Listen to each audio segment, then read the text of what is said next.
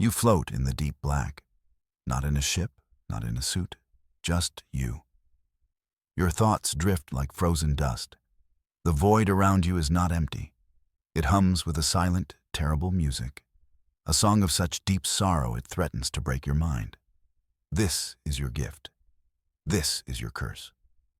Out here, far from the safe hum of the colony on Proxima Centauri b, you hear what no one else can. The silent screams of the universe. Today, a new scream has joined the chorus. It is a solo performance of pure agony. A sound so immense it drowns out the quiet whispers of distant stars. It is a presence, a being of impossible scale. It is moving, drifting slowly, inexorably, toward your home, toward the millions of souls who sleep soundly.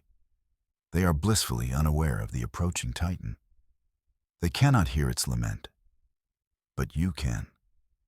It floods your senses, a psychic wave of ancient pain. The colony's long-range sensors see it now, a shape that defies their understanding, a biological mass larger than any ship ever built by human hands. They label it a threat, an anomaly, a monster. Their data shows its trajectory. Intercept course with Proxima b. Their military minds see only one solution, a preemptive strike. They do not hear what you hear.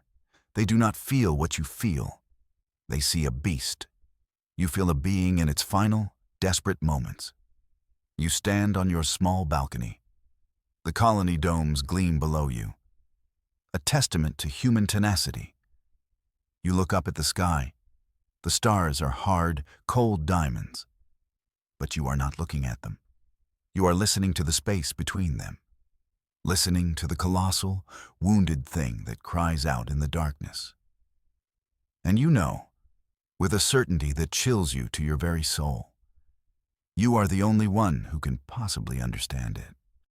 You are the only one who can save it, and them, from a terrible mistake. They gave you the name as a joke at first. The Human Whisperer. You could calm frightened colonists after meteor scares. You could soothe the anxieties of pilots on long, lonely hauls. Your gift was a party trick, a useful but minor talent. You could touch minds, feel the shape of their emotions. A gentle nudge here, a calming thought there. It made you a valuable counselor. It also made you an outcast. People are nervous around someone who feels their hidden fears. This time is different. This is no simple fear you are sensing. This is an abyss of despair, a sorrow so old it feels ancient. It pours into you, a torrent of silent, psychic energy. The beast's agony becomes your own. You wake up with its screams echoing in your thoughts. You walk through the clean, sterile corridors of the colony with its terror clinging to you like a shroud. This gift has become a terrible, crushing burden. It isolates you. It separates you from the happy, ignorant crowds. You try to explain it to your friends. They pat your shoulder and offer you a sedative.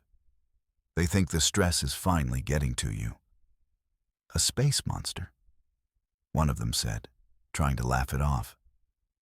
Maybe you should take a break from listening to the void. They cannot comprehend the scale of what you feel, the sheer, overwhelming presence of the creature. It is like describing a color to a person born blind. They have no frame of reference. So you bear it alone, the silent lament of a dying god. It is a constant pressure behind your eyes, a constant whisper at the edge of your hearing. You see its vague, shadowy form on the news screens. The reporters call it the Proxima behemoth. They talk of its destructive potential. They show simulations of its impact. They stoke the fires of fear. And with every broadcast, you feel the beast's terror spike. It knows it is being watched. It knows it is being judged.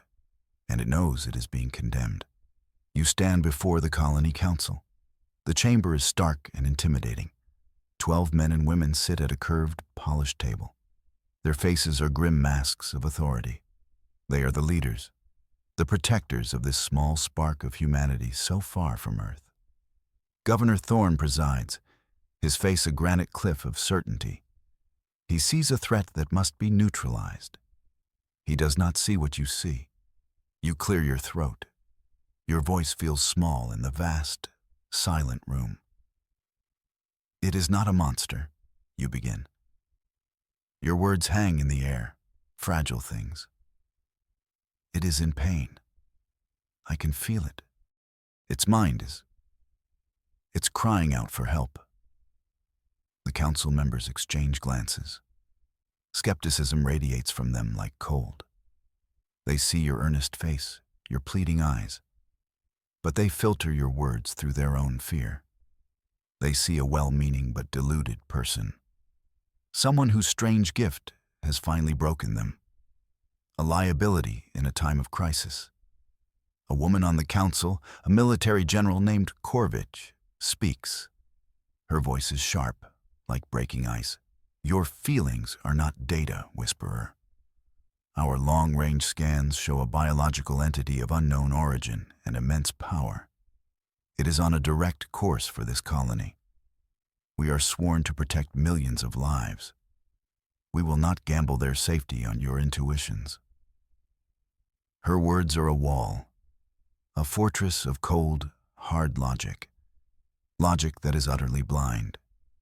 You try again. You push against their wall of certainty. Its thoughts are not hostile. They are filled with sorrow and fear. It is afraid of us.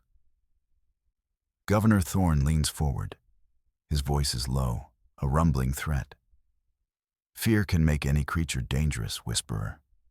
A cornered animal is the most deadly. We will not wait for it to lash out. The defense fleet is preparing. They will eliminate the threat before it gets any closer. His decision is made. The words are a death sentence. For the beast, and perhaps for all of them, you leave the council chamber defeated. Their minds are closed, locked tight by fear. As you step out into the corridor, the beast's lament floods your mind again. It is stronger this time, closer. It is a wave of pure, undiluted sorrow. And with it come images, not clear pictures, but flashes of ancient feeling. Memories that are not your own. You see nebulae being born. You feel the slow, patient dance of galaxies. This creature is old, unimaginably old. You stumble to a nearby viewport. You press your forehead against the cool, thick glass.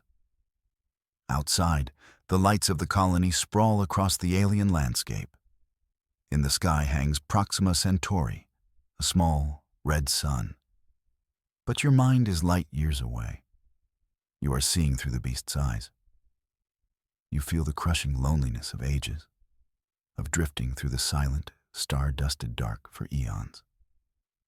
It has seen stars die. It has watched civilizations rise and fall as fleeting sparks. It is the last of its kind, a survivor of some long-forgotten cataclysm.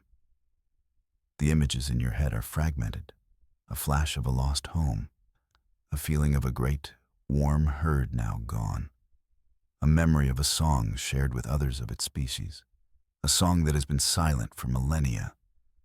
And now it is dying, not from old age, but from something else, something it carries with it, a relentless, gnawing agony. The images are overwhelming. They bring tears to your eyes. This is not a mindless monster. This is a thinking, feeling being, a refugee at the end of its long, lonely journey. It is not coming to Proxima to attack. It is coming here because it is the only light it has seen in an age of darkness.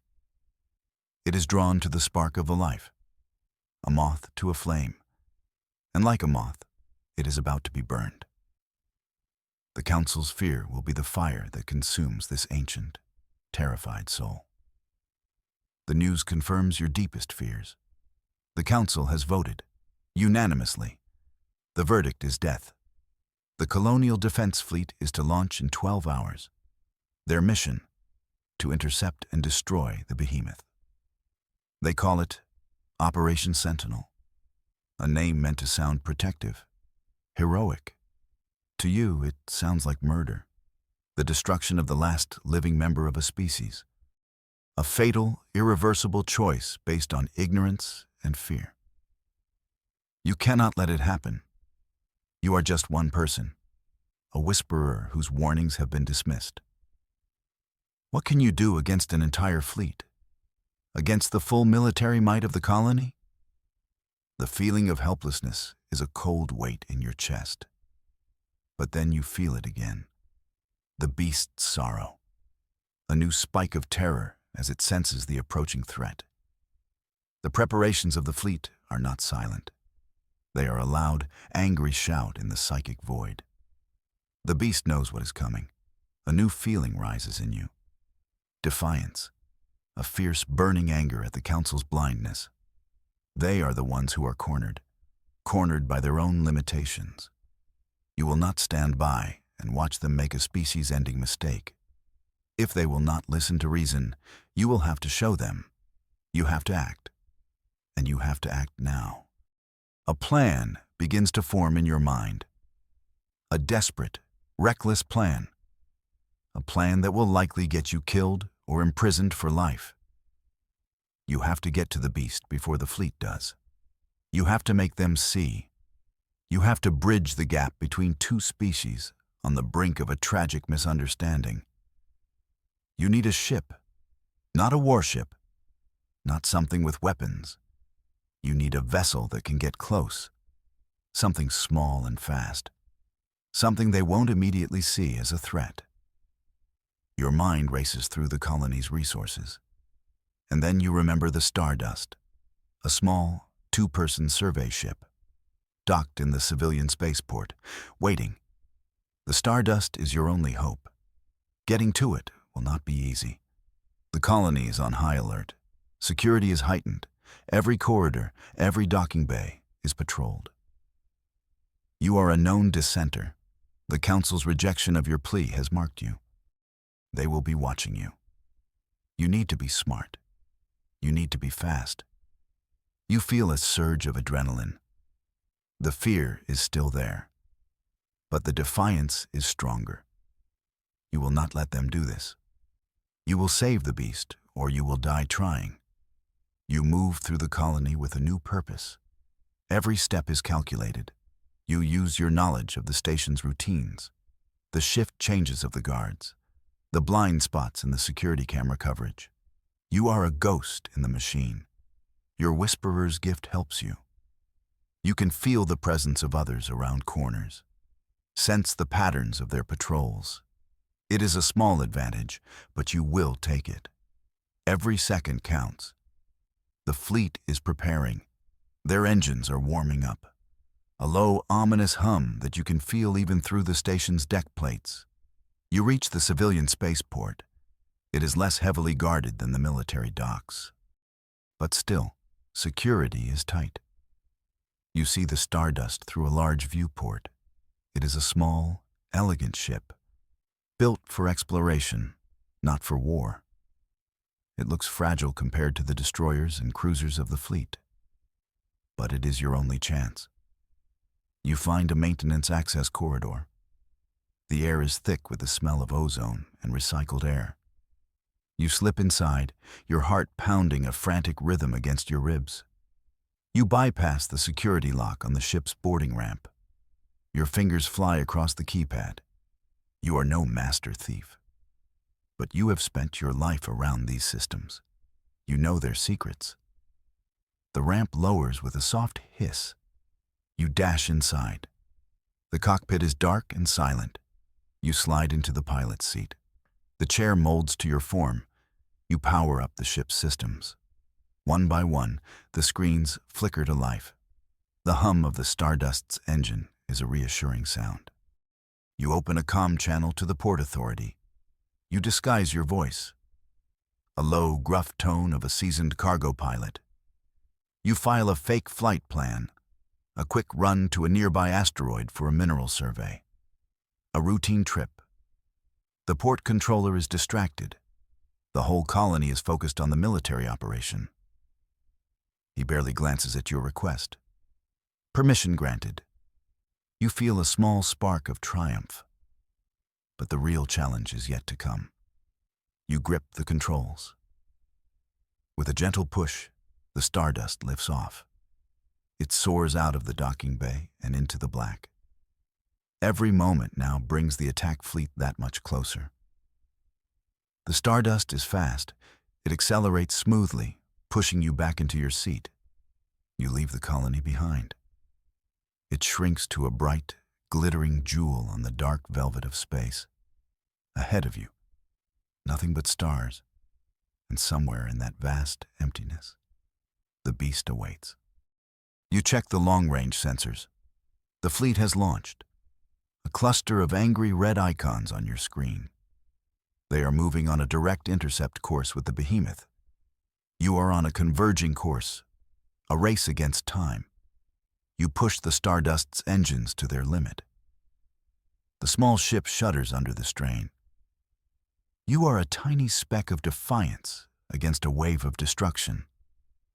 The beast's presence grows stronger with every light second you travel. Its sorrow is a constant, heavy weight in your mind. But now there is something else mixed in with it. Confusion. It can feel your approach, a single, small, and unfamiliar mind reaching out to it. So different from the chorus of angry thoughts coming from the fleet. The journey feels like an eternity. The cockpit is your entire universe.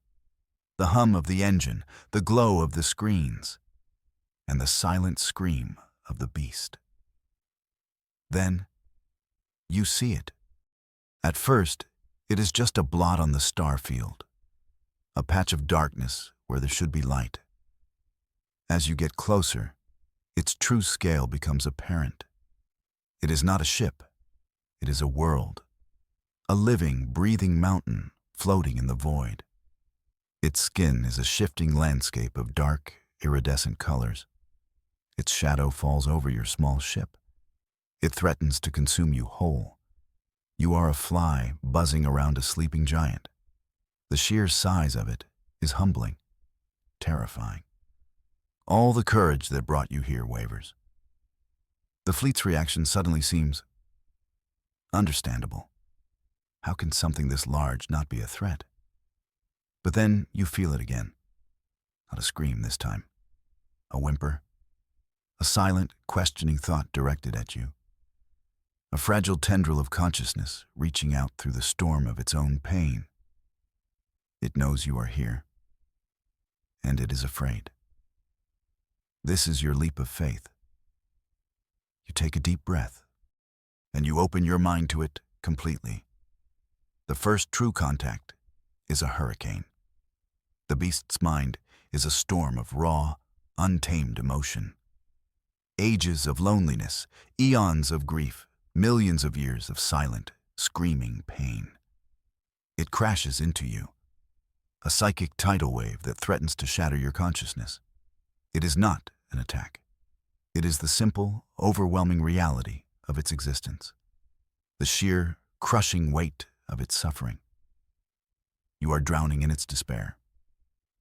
Your first instinct is to pull back, to shield yourself, to run. The Stardust feels like a paper boat in a maelstrom. But you hold on. You remember why you came. You are its only hope. You cannot save it if you are afraid of its pain. So you brace yourself. You anchor your own mind.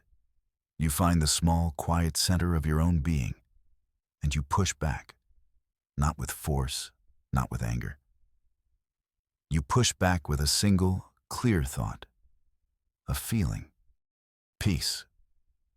You project an image from your own mind, the memory of a calm, sunlit ocean on Earth, the gentle sound of waves lapping against a shore, a feeling of warmth, of safety, of calm.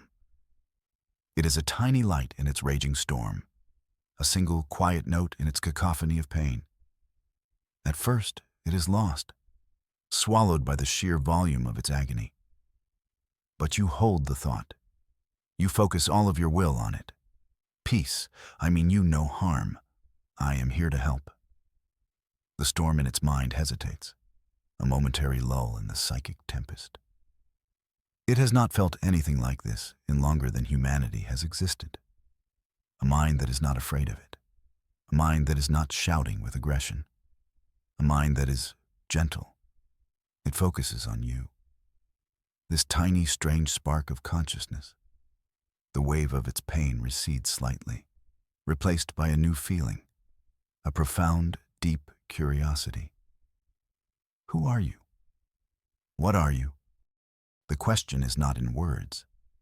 It is a pure conceptual thought. A bridge has been formed. The first true contact has been made. Now that the storm has calmed, you can reach deeper. The curiosity of the great being is a fragile shield against its own agony. You use that opening. You push your thoughts gently past the surface of its consciousness. You are not prying.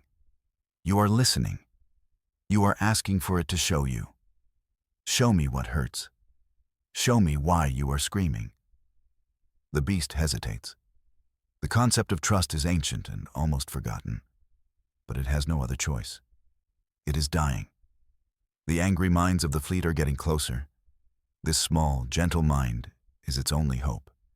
Slowly, carefully, it opens a part of itself to you. A memory.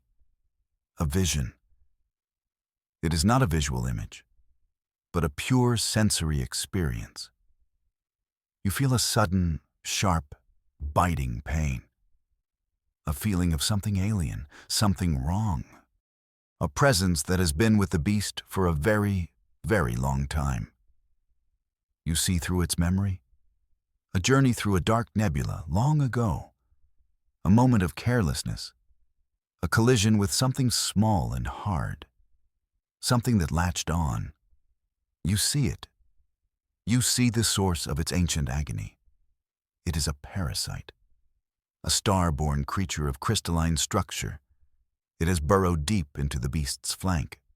Over centuries, over millennia, it has grown. It has fed on the great being's life force. It is a cancer made of living crystal. Its sharp, crystalline edges dig into the beast's flesh. It injects a slow, steady poison of pain. It is the source of the unending scream you heard across the void. The parasite is not intelligent in the same way as the beast. It is a simple, ravenous thing. But it is tenacious, and it is killing its host.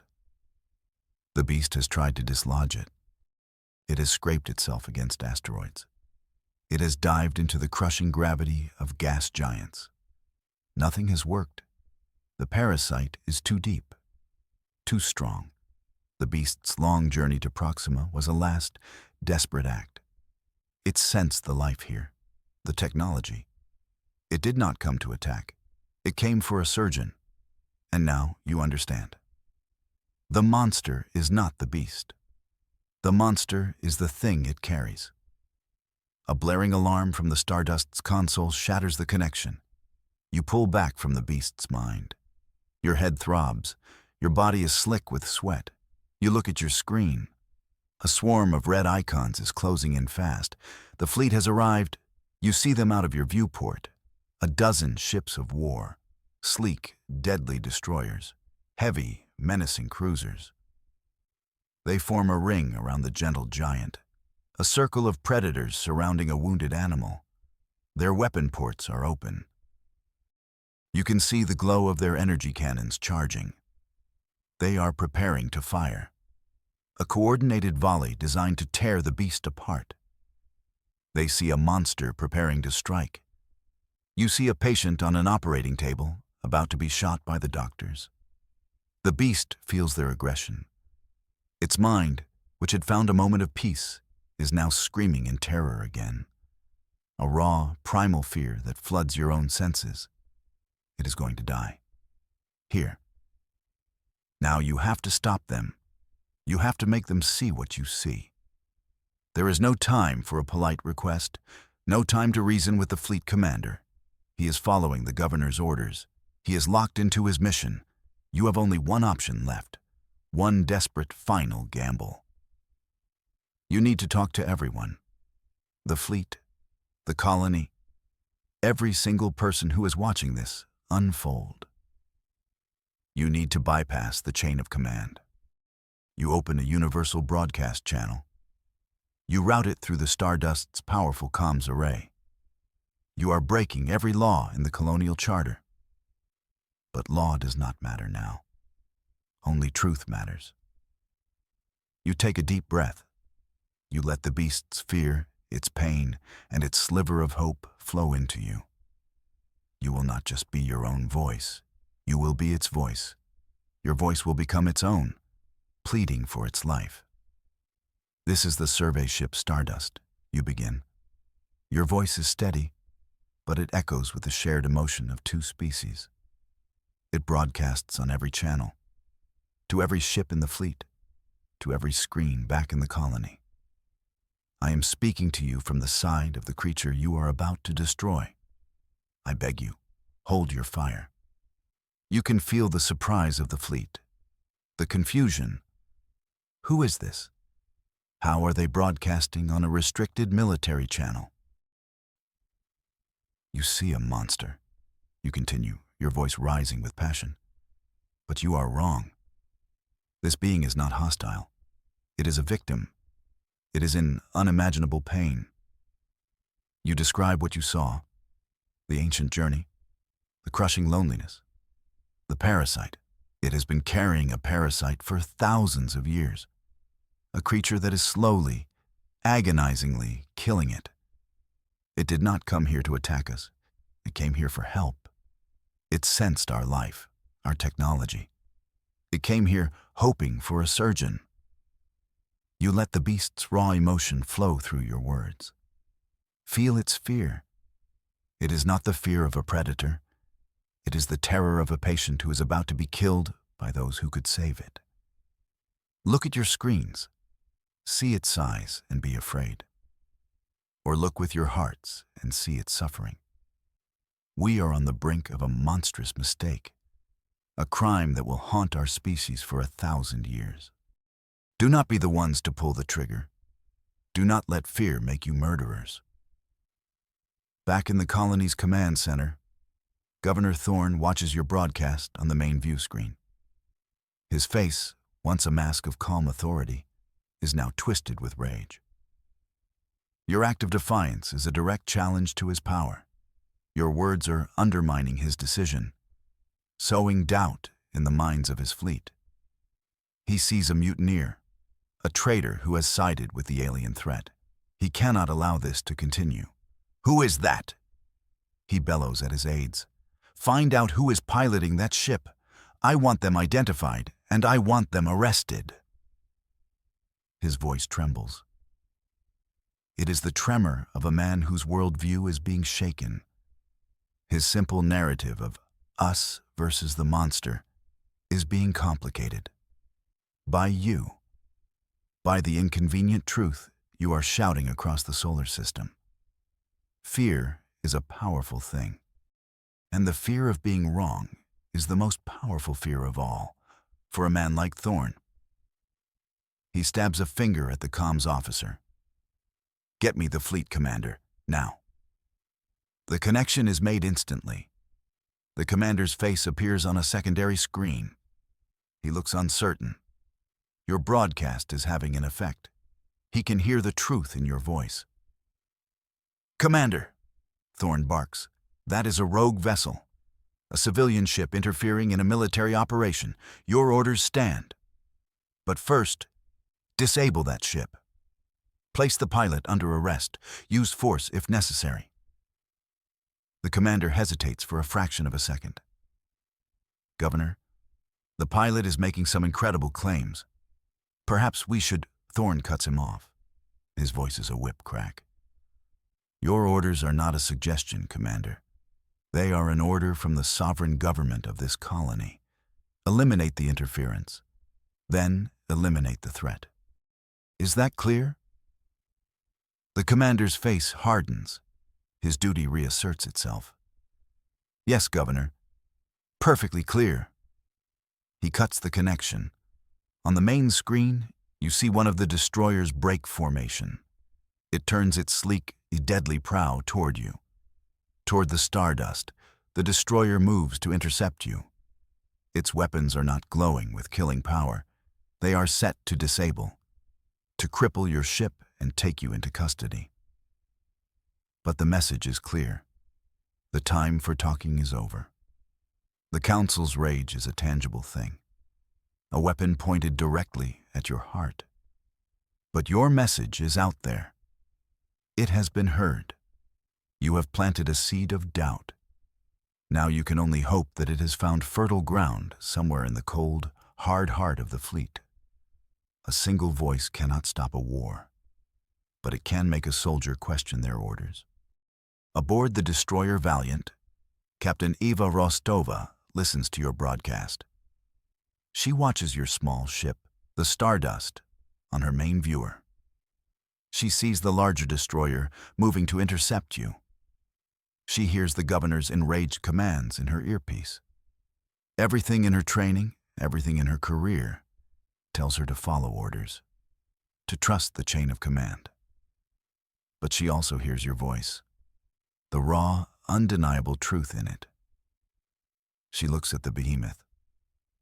It is no longer just a target on a screen. Your words have given it a story, a soul. She sees it now not as a threat, but as a patient, a wounded, ancient being crying out for help. She has seen fear before. She knows what it looks like. And the governor's voice is shaking with it. Not the calm resolve of a leader protecting his people, but the angry fear of a man who is afraid he is wrong. Captain Rostova makes a decision, a choice that will end her career or change the course of history. "Communications," she says, her voice calm and clear. "Open a channel to the fleet. All ships." Her first officer looks at her, his eyes wide with alarm. "Captain, what are you doing?" She meets his gaze.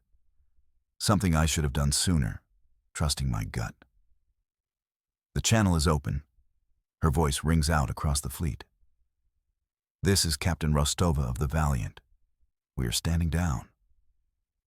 And then she does something extraordinary, something that speaks louder than any words. "Shields," she orders. "Lower all shields." On the bridge of the Valiant, a collective gasp. Lowering shields in the face of an unknown threat is insanity. It is an act of utter vulnerability, an act of trust. Across the void, the other ships of the fleet see it. The shimmering energy field around the Valiant flickers and dies. The ship stands naked and exposed, a silent testament to a shared truth. One by one, other captains follow her lead. A ripple of courage spreads through the fleet. Shields fall like dominoes. The ring of angry, glowing warships transforms into a circle of silent, watchful guardians. The governor's rage is now impotent. He can scream orders, but the fleet is no longer listening to him. They are listening to you. The destroyer that was moving to arrest you slows to a halt. Its captain sends you a simple, encrypted message. "We hear you, Stardust. What do we do?" The tide has turned. Hope, fragile and brilliant, blooms in the darkness. You have their attention. Now you must show them the way. You feel a wave of gratitude from the great beast. It understands what is happening. It sees the threatening lights of the fleet dim. It feels the angry chorus of minds quiet down. It focuses on you, on the small, brave spark that has changed its fate. You send a thought back to it, a feeling of reassurance, and a request. Show them. Show them where it hurts. Don't be afraid. Guided by your gentle whispers, the beast begins to move. Slowly, majestically, it rotates its colossal body. It is an act of immense trust. It is willingly exposing its vulnerability to the ships that were, moments ago, prepared to obliterate it. The fleet watches in stunned silence. The creature's flank comes into view. and they see it, exactly as you described. A monstrous, crystalline growth embedded in its flesh. A jagged, pulsing scar of living rock. The parasite. It is ugly, unsettling, the source of an eon of agony. On the bridges of the warships, the crews stare at their screens. They see the truth of your words made real. This is no weapon. This is a wound. Your voice comes over the comms again. Calm. Confident. Its flesh is too dense for our medical scanners to penetrate deeply. But the parasite has a different composition. We can use a mining laser. A low-power, high-precision beam. We can cut it out. Captain Rostova responds instantly. My ship carries a deep-core asteroid drill.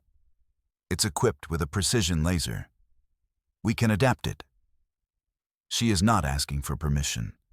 She is offering a solution. A medical drone is launched from the Valiant. It is a small, nimble machine, usually used for repairing ship hulls. Now, it is an improvised surgical tool. You guide the pilot. Slowly, you whisper over the comm channel. It's terrified of sudden movements. The drone approaches the beast. The gentle giant flinches, a slow ripple of its vast skin. Its fear spikes. You push a wave of calm towards it. It's okay. They are here to help. You are its anchor, its translator. You guide the drone's pilot, telling him what the beast is feeling. You guide the beast, telling it what the humans are doing. You are the bridge. The drone's laser activates. A thin, precise beam of light. A healing light. It touches the base of the crystalline parasite. The surgery has begun. The procedure is long and delicate. For hours, the small drone's laser meticulously cuts around the base of the star-born parasite. Captain Rostova's crew works with incredible precision. They are no longer soldiers. They are surgeons. The entire fleet watches, silent and motionless. Back on Proxima, the colony is glued to its screens. The governor is silent. His authority has evaporated. He is just another spectator to the miracle unfolding in his sky. You are the focal point. Your mind is the conduit for this strange, unprecedented alliance. You feel the beast's pain as the laser cuts near sensitive nerves.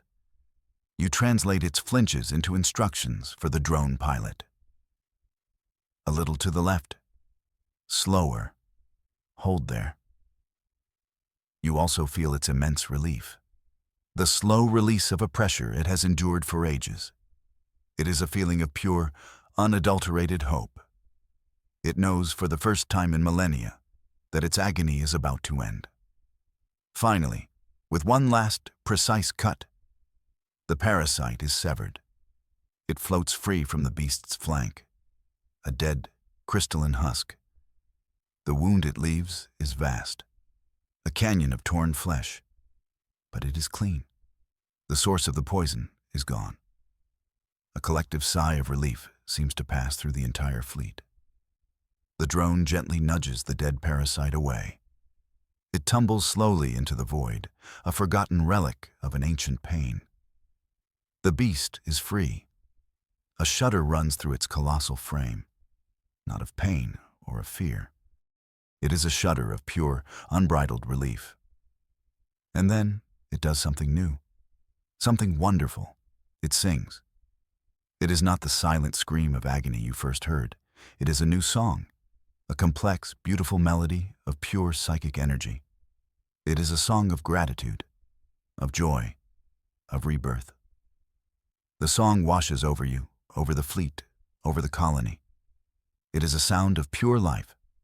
The great wound begins to heal. The beast's biology, now free from the parasite's poison, works at an incredible rate. The vast canyon of flesh closes. The skin mends. Within an hour, it is as if the wound was never there. The gentle giant is whole again, healed. Its song fills the system, a symphony of joy that touches every mind. Humanity did not commit a monstrous crime. Instead, they performed a miraculous act of compassion. You have a new friend, a very old, very large, and very powerful friend. The beast, who now calls itself the Star Wanderer in your mind, stays in the Proxima system. It is no longer alone, and neither are you. You are no longer the lonely whisperer. You are the ambassador, the bridge between two species. The council is reformed. Governor Thorne resigns in disgrace. Captain Rostova becomes a hero. And you are the architect of a new beginning, a future where humanity looks to the stars not with fear, but with open minds and compassionate hearts. The universe, it turns out, is not silent. You just need to learn how to listen.